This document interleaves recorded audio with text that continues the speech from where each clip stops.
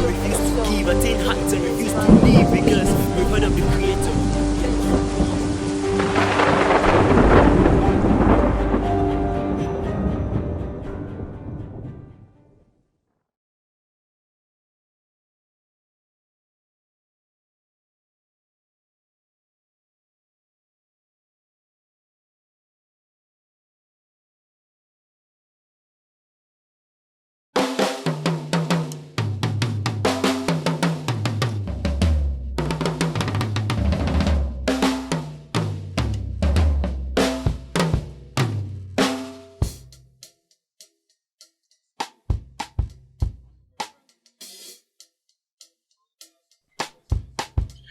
As a kid, I and my friends would make believe. From toy cars to fake wrestlers, we crafted worlds in our minds that made us heroes in our eyes. The actual world around us envied our dreamy-eyed wonder and would indulge us to call us these made-up titles as long as the order of the actual world was in no wise cancelled. They would tell us, you can be anything you want to be in your mind, but you must be what we need you to be in reality. They said to keep the world crafted by our minds separate from the ones before our eyes. They said nothing our minds coughed up was worth even an examination, that for us, reality and creativity were hopelessly incompatible.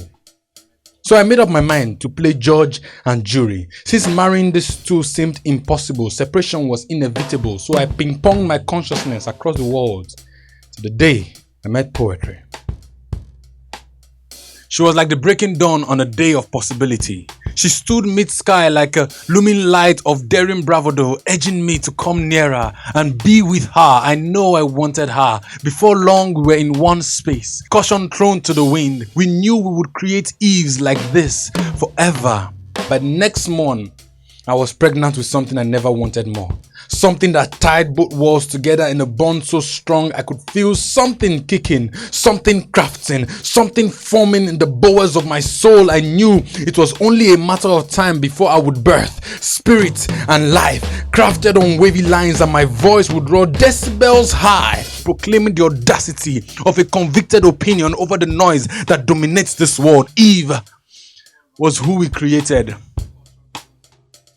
She shone with eyes like her mother. For the light poetry brought me is how I could create Eve. And here she was, a poem.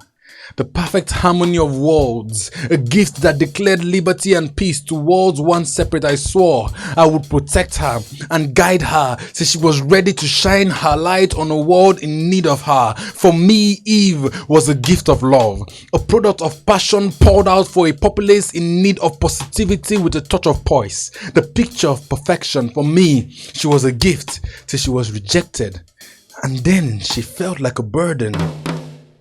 They told me she was not the right size, not the right tone, never the right time to let her light shine because she would not fit in. She would need fitting, more like cloning so she can join in the mass droning, cause that way she could never upset the system even though it's already broken. How maddening is it that God gives the resources, a willing artist causes it to fulfill its courses, yet we cost it and question what its source is.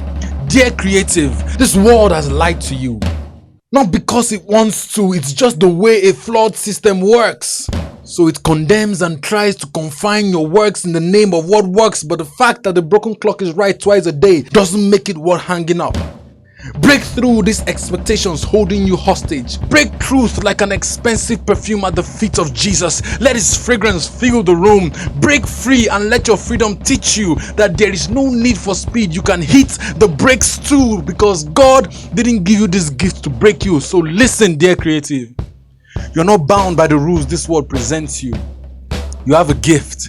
Give it. You have a skill, wield it. You have zeal, free it. You are a creative created by a creator for creation. So you create, and in creating you express the reality for which you were created. Be creative. You must give yourself room to be true, for a lie can only last so long. Creating shouldn't just be a thing you do. It has to flow from the most honest parts of you, causing our boats to float along as you coast us through to the truth. Even though this world offers you a box, you must think out of it. For when you do, you give us an escape route to break free and find home. Be Christian. Your faith is not what you do, it should foundation you. You are transforming from glory to glory, so this is not about titles. There is a river in you, and the Holy Spirit loves to turn it. Do not try to validate your faith. Speak from the conviction you have in your God. Don't let categories tie you. So speak truth and let it be freedom in your lungs, as it is freedom to those that hear you. Be grateful. Do not think you created any of this, because when we think that, we create thieves of ourselves, attempting to steal glory that is not ours but God's. Recognize that you are recreating from what has already been created. You are not origin. You are given what you've been given. So when your audience is in awe, make sure you point your eyes and theirs to the source, the creator. For his good and his mercies are truly everlasting.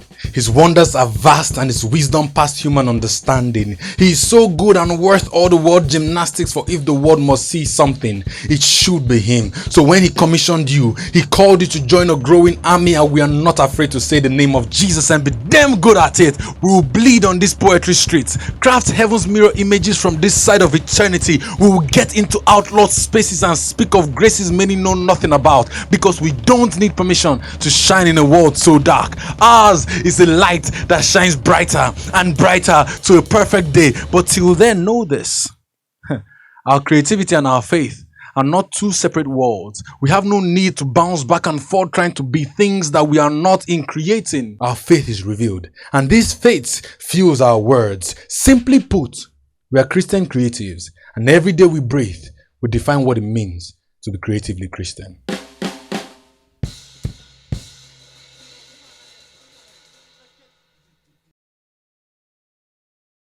If you're just joining us for the first time, subscribe to this channel.